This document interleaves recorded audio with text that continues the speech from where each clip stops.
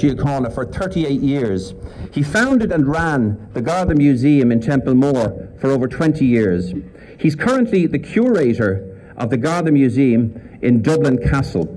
And I would just say, if you're ever in Dublin and you're passing by Dublin Castle, it really is worth your while to call into the Garda Museum, which is inside the gates of Dublin Castle on the Dame Street. It's an absolute treat to go in and walk around, and it's free of charge.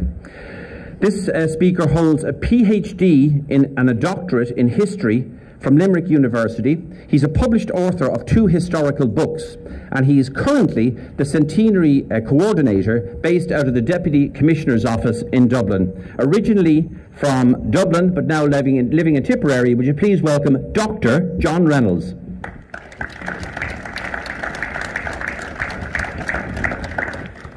Thank you, Tony. Quite the build-up there. Commissioner and other invited guests, it's an absolute privilege to be here today at what is really one of the first major events of our year of centenaries.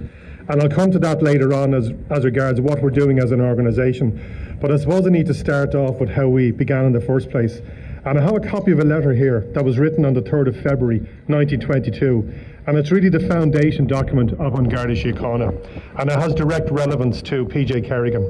It's signed by Michael Collins, the iconic figure of our history, and it simply says, "Sir, the Irish Provisional Government are setting up a committee for the purpose of drafting a scheme for the organisation of a new police force. Your name has been suggested to the government for membership, and I should be glad to learn whether you would be willing to serve."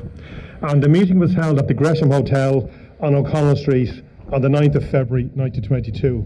And it sounds quite simple. We're setting up a committee to found a new police force. But in reality, Michael Collins was facing a situation where Ireland had achieved independence after a violent uprising, a war of independence. He was now facing into a civil war.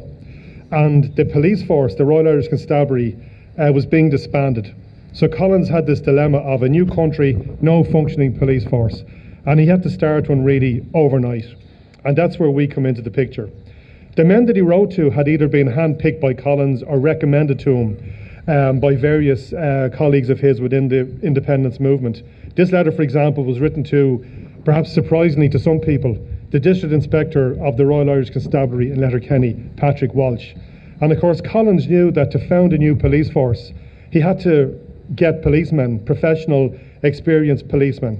So of the 25 men that met in the Gresham Hotel, and some of them are now iconic figures in our history, like Collins himself, Richard Mulcahy, the Chief of Staff, Eamon Duggan, the Director of Intelligence for the IRA, Michael Staines from Newport, who became the first Commissioner, Ono Duffy, who became the second Commissioner, and of course I have to mention a local man, Brigadier General Joe Ring. He was one of the men at that meeting, and only 25 men were there, and it was held in great secrecy. But the upshot of it was that the majority of the men on the committee were actually policemen from the RIC or the Dublin Police. And these men put their differences aside and came together to form this committee. And it's incredible to think that 12 days later, the first recruits turned up in the RDS to join the Civic Guards, as we were called then, including the man from that house, PJ Kerrigan. So we went from having no police force to the first recruits turning up in 12 days, which is quite an incredible achievement, again, done in secrecy.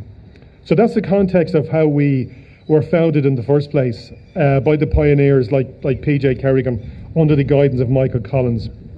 And so the centenary gives us as an organisation a chance to obviously look back at those events and where we came from and how were we founded. And I suppose it gives us the occasion too to look at what we do today and have we lived up to the ideals of those men in that room in the Gresham.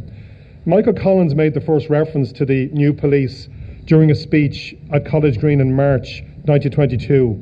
He said, "We want the support of the public for the new police force we are forming." He said it will be a people's guard for the protection of all classes. And I suppose this year gives us a chance to look and see how we lived up to those aspirations, an unarmed community police service covering the entire 26 counties. And coming up to the present day, I suppose we want to look forward as well as look back this year.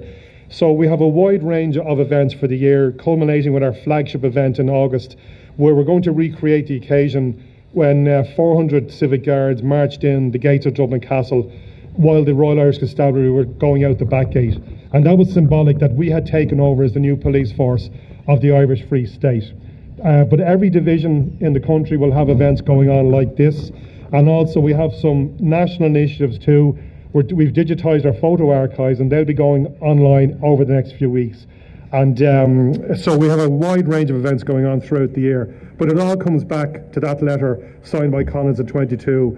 And without that, none of us would be here today, including the man that left that house and eventually ended up at the RDS in Dublin on the 21st of February 1922. Thank you very much.